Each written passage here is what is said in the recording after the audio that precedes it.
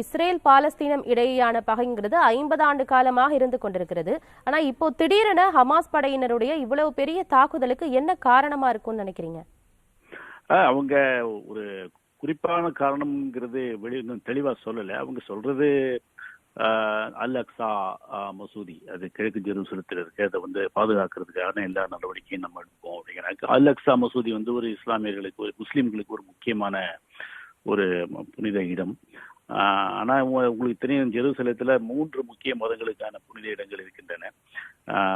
கிழக்கு ஜெருசலத்திலே உங்களுக்கு இந்த அல் அக்ஸா மசூதி போல யூதர்களுக்கும் முக்கியமான இடங்கள் இருக்கின்றன, கிறிஸ்தவர்களுக்கும் முக்கியமான இடங்கள் இருக்கின்றன. இது தவிர இந்த இஸ்ரேலுக்கும் சவுதி அரேபியாவுக்கும் இடையே இந்த ஏற்கனவே இல்லாமல் இருந்த தற்போது உருவாகி வரும் ஒரு நல்லுறவை அடுத்து இது அமெரிக்காவின் மத்தியஸ்தத்தால் உருவாகி கொண்டிருக்கிறது. அந்த 2 நாடுகளுக்கும் இடையே இணைப்பில் இருக்கீங்க சார், நீங்க தொடர்ந்து பேசுங்க. அந்த 2 நாடுகளுக்கும் இடையே ஒரு தூதரக உறவு ஏற்படக்கூடும் என்ற செய்திகள் வந்த பின்னணியில் இந்த மோதல் வந்திருக்கிறது. இந்த தாக்குதல்கள் அந்த சவுதி அரேபியா மற்றும் இஸ்ரேலிய உறவுகள் மேம்படுவதை சற்று தாமதப்படுத்தும் அல்லது பாதிக்கும் என்று கருதப்படுகிறது. அந்த உறவுகள் வலுப்பட வேண்டாம் என்பதற்காக கூட இந்த மோதல்கள் ஏற்பட்டிருக்கலாம் என்ற யூகமும் இருக்கிறது. என்றால் சவுதி அரேபியா ஒரு முக்கியமான நாடு இந்த மத்திய கிழக்கு பகுதியில். ஹமாஸுக்கும் அந்த பாலஸ்தீனர்களுக்கும் ஆதரவாக இருந்து வந்த ஒரு நாடு. இஸ்ரேலுக்கும் சவுதி அரேபியாவுக்கும் இடையே நல்லுறவு ஏற்பட்டு விட்டால் அந்த பாலஸ்தீனர்களின் முக்கிய கோரிக்கையான தனி நாடு என்பது அந்த வலுவிழக்கும் என்ற ஒரு அச்சம் இருப்பதால் இந்த தாக்குதல் நடைபெற்றிருக்கலாம் என்றும் கூறப்படுகிறது. ஆனால் எல்லாமே யூகம்தான். இப்போதைக்கு இன்னும் நிலைமை தெளிவடையவில்லை. இன்னும் சற்று ஒரு நாட்களுக்குள் என்ன காரணங்கள், என்ன இதனுடைய பின்னணி என்பது முழுமையாக தெரிய வரும். சவுதி அரேபியா இஸ்ரேல் இடையே நல்லுறவு ஏற்படக்கூடாது என்பதற்காக பாலஸ்தீனம் தரப்பிலிருந்து இது போன்ற ஒரு தாக்குதல் நடத்தி இருக்கக்கூடும் அப்படின்னு சொல்லியிருந்தீங்க. இப்ப பிரிட்டன் போன்ற நாடுகள் எல்லாமே இந்த தாக்குதலுக்கு கண்டனத்தை பதிவு பண்ணியிருக்காங்க. இப்ப சவுதி அரேபிய அரசு அப்படிங்கிறது இதன் பிறகு இப்ப இஸ்ரேலுக்கு ஆதரவாக அது செயல்படுமா அல்லது பாலஸ்தீனத்திற்கு ஆதரவு அளிக்குமா? அது சொல்ல முடியாது. ஏன்னா சவுதி அரேபியா அது ஒரு பெரும்பான்மை சுன்னி நாடு. அது ஒரு பாலஸ்தீனர்களும் பெரும்பான்மை சுன்னி பிரிவை சேர்ந்தவர்கள். இந்த விஷயத்திலே அவர்கள் இஸ்ரேலுக்கு ஆதரவாக ஒரு நடவடிக்கை எடுப்பார்கள் அல்லது ஒரு நிலைப்பாட்டை எடுப்பார்கள் என்றெல்லாம் சொல்ல முடியாது. நான் முன்பே சொன்னது போல இது எல்லாம் ஒரு யூகம் தான். தற்பொழுது ஊடகங்களிலே வெளிவந்து கொண்டிருக்கின்ற ஒரு யூகமான செய்திகள் தான். எதுவுமே உறுதியான ஒரு செய்தியாக நான் சொல்லவில்லை. பொறுத்திருந்துதான் பார்க்க வேண்டும் நாம் என்ன காரணங்கள் இந்த தாக்குதலுக்கு என்று. ஆனால் ஒரு பரந்துபட்ட ஒரு பின்னணியை நீங்கள் பார்க்க வேண்டும். 2005 வரை இந்த காசா நிலப்பரப்பை தனது கட்டுப்பாட்டில் இஸ்ரேல் வைத்திருந்தது.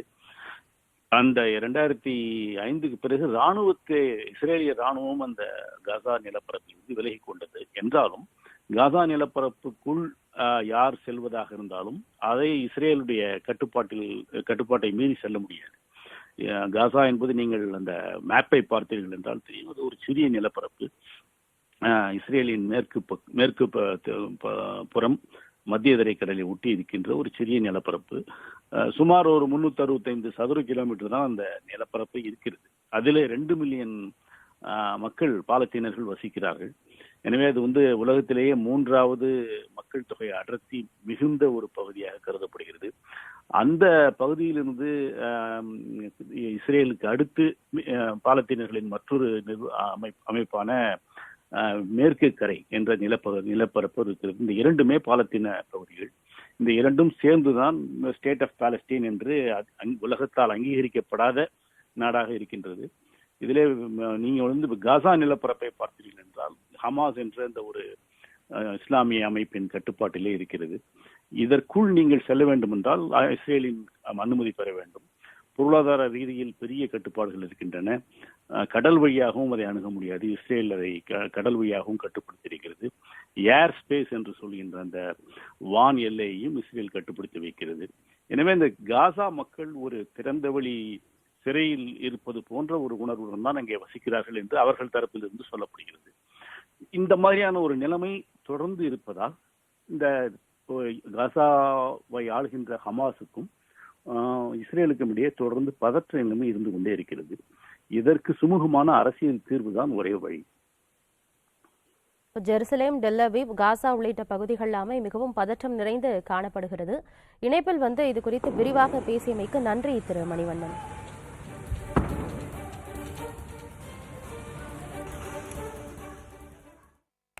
தேனாம்பேட்டையைச் சேர்ந்த முகமது இஸ்ரிஸ் என்ற மருந்தக ஊழியரின் வங்கிக் கணக்கில் 753 கோடி ரூபாய் வரவு வைக்கப்பட்ட நிலையில் தற்போது அவரது வங்கிக் கணக்கு முடக்கப்பட்டுள்ளது. இதுகுறித்து புதிய தலைமுறைக்கு அவர் அளித்த பிரத்யேக பேட்டியினை பார்க்கலாம். இப்போ நேற்றைக்கு முன்தினம் கொட்டாக் மஹேந்திரா வங்கியினுடைய தஞ்சாவூர் கிளையில ஒரு நபருக்கு கிட்டத்தட்ட இதே போல ஒரு 700 கோடி ரூபாய் அளவுக்கு அவருடைய வங்கி கணக்குல தவறுதலா கிரெடிட் ஆகி அவருடைய வங்கி கணக்கை முடக்கம் பண்ணி வச்சிருக்காங்க. அவர் யாருக்கும் எந்த டிரான்சாக்ஷனும் பண்ணல. இது நடந்து இப்போ 2 நாள் தான் ஆகுது. இந்த சூழ்நிலையில இப்போ தேனாம்பேட்டையில ஒரு தனியார் பார்மசியில வேலை பார்த்துக்கிட்டு இருக்கக்கூடிய முகமது இத்ரிஸ் அப்படிங்கிற நபருக்கு 753 கோடி ரூபாய் அவருடைய வங்கி கணக்குல வரவு வைக்கப்பட்டதா இன்னைக்கு காலையில குறுஞ்செய்தி வந்திருக்கு. முகமது இத்ரிஸ் நம்ம கூட இருக்காரு, அவர்கிட்ட பேசலாம். இன்னைக்கு மார்னிங் பார்க்கும்போது என்னோட அக்கௌண்ட்ல இந்த மாதிரி 753 crores வந்திருக்க மாதிரி ஒரு மெசேஜ் வந்திருந்தது. அதை பார்க்கும்போது எனக்கு ஒரு மாதிரி அதிர்ச்சி ஆகிட்டு, ரெண்டாவது இந்த மெசேஜை பார்த்துட்டு நான் ரெண்டாவது பேங்குக்கு இது பண்ணேன். அவங்க எதுவும் ரெஸ்பான்ஸ் பண்ணல. ரெண்டாவது கஸ்டமர் கேருக்கு டைரெக்டாக பேசி இது பண்ணேன். அவங்களும் எதுவும் ரெஸ்பான்ஸ் பண்ணலன்னா நீங்கள் கால் பண்ணி அவங்கள்ட்ட என்ன சொன்னீங்க? அவங்க என்ன பதில் சொன்னாங்க? இல்லை, அவங்க இதாகலை, ஃபோனே எடுக்கலை. மொத்தம் நானும் எவ்வளோ ட்ரை பண்ணி பார்த்தேன். ரெண்டாவது எதுவுமே இது பண்ணுற மாதிரி தெரில. எந்த பிரான்ச்சில் உங்கள் அக்கௌண்ட் வச்சுருக்கீங்க? அண்ணா சாலை, கோட்டக் மஹேந்திரா பேங்க் அண்ணா சாலை பிரான்ச்சில் என்னோடய அக்கௌண்ட்டு ரன்னிங்கில் இருக்குது. நான் ரெண்டாவது இந்த மாதிரி இஷ்யூ மெசேஜை பார்த்தோன்னே திரும்ப நான் ரெண்டாவது என்னோடய அக்கௌண்ட்டை யூஸ் பண்ணலான்னு சொல்லி முயற்சி பண்ணும்போது என்னோடய கணக்கு க்ளோஸில் தான் இருக்குது. ஒன்றும் எதுவுமே இது பண்ண முடியலை. உங்க வங்கி கணக்கு இப்ப முடக்கப்பட்டிருக்கிறதுனால இன்றைக்கு நீங்க பண்ண வேண்டிய அந்த டிரான்சாக்ஷன்லாம் ஏதாவது பாதிக்கப்பட்டிருக்கா? ஆமாம், நான் இன்னைக்கு எப்படியும் யூஸ் பண்ண வேண்டியது தான். என்னோட பணம் எடுக்கவும் முடியலை. ரெண்டாவது எதுவும் டிரான்சாக்ஷனும் ஒன்றுமே இதாகலை. அப்படியே அக்கௌண்ட்டே ஃபுல் க்ளோஸில் தான் இருக்குது. நானும் நமக்கு லீகலாக எதுவுமே ப்ராப்ளம் வந்துடக்கூடாதுங்கிறதுனால நான் அந்த நியூஸ் சேனல் நாடி இது பண்ணேன். அந்த வங்கியை தொடர்பு கொள்ள முயற்சிக்கும் போது வங்கி தரப்புல இருந்து அவர் வங்கியை ரீச் பண்ணவே முடியல, யார்கிட்டயும் பேச முடியல அப்படின்னு சொல்றாரு. அதே நேரத்தில் அவருடைய வங்கி கணக்கை வங்கி முடக்கி வைத்திருக்கிறது. இது சம்பந்தமா என்ன பண்றது, சட்ட ஆலோசனைகள் எதுவும் பண்றதா இல்ல அல்லது காவல்துறை அணுகி புகார் தெரிவிக்கிறதா அப்படிங்கிற ஒரு ஆலோசனையில இருப்பதாக அவர் தெரிவித்திருக்கிறார். புதிய தலைமுறைக்காக ஒளிப்பதிவாளர் ஐயப்பனுடன் சுகன்யா. ஜிஎஸ்டி கவுன்சில் கூட்டம் நிறைவு பெற்ற நிலையில் அதில் எடுக்கப்பட்ட முடிவுகள் குறித்து மத்திய நிதியமைச்சர் நிர்மலா சீதாராமன் செய்தியாளர்களை சந்திக்கிறார். நேரலையில் பார்க்கலாம். Now I go to issues related to goods. It's not mentioned here. That's why there was another subject to correction. I would like to say it. Advocates who could become judicial members, not technical members. Minimum age for entry is 50 years. We wanted it to be clear that advocates up to 10 years of experience. Am I right, Sanjay? Up to 10 years of experience they should have minimum to be able to be considered for appointment as a judicial member. So advocates are welcome, but they should have 10 years of minimum experience. So that is the other which is specified now. Then there are decisions taken on the goods and services. One of the most important, which I'd like to say with a sense of happiness, that the GST Council wanted to participate in the year of millets, and therefore GST's role in promotion of millets is seen in that.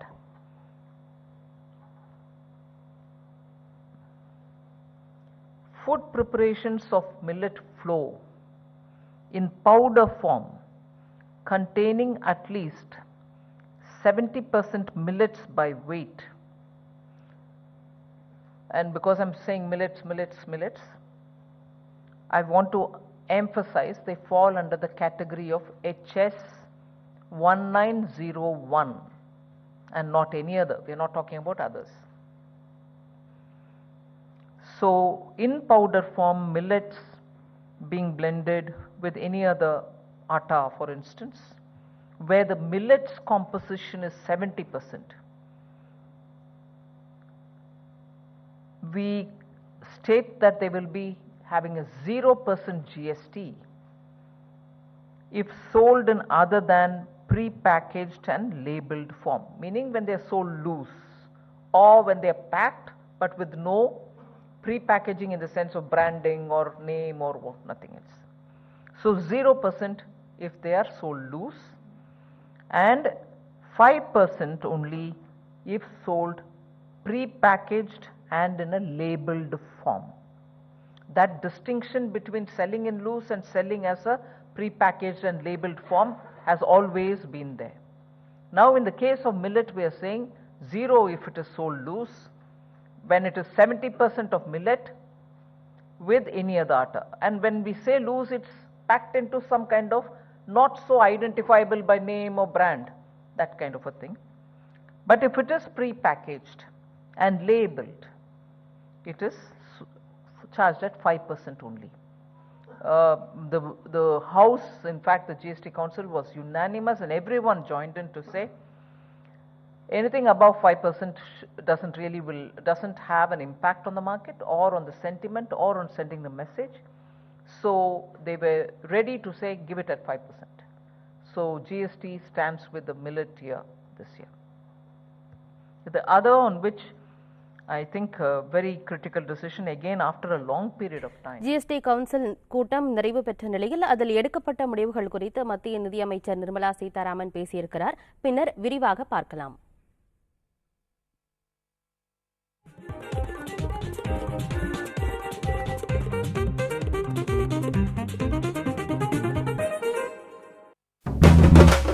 Vellore மாவட்டத்தில் நடந்த இரு களப்பணிகள். வேலூர் மாவட்ட ஆட்சியருடன் தீர்த்தமலை வனப்பகுதியில் விதைப்பந்து தூவும் மாணவர்கள். After 10 years or 20 years இந்த விதைகள் வந்து கண்டிப்பா ஒரு மரமாக்கி எங்க பள்ளி மாணவர்களுக்கோ டீச்சர்ஸ்க்கோ ஒரு பங்கு இருக்குதுன்னு சொல்லும் போது எங்களுக்கு வந்து ஒரு பெரிய சந்தோஷம்.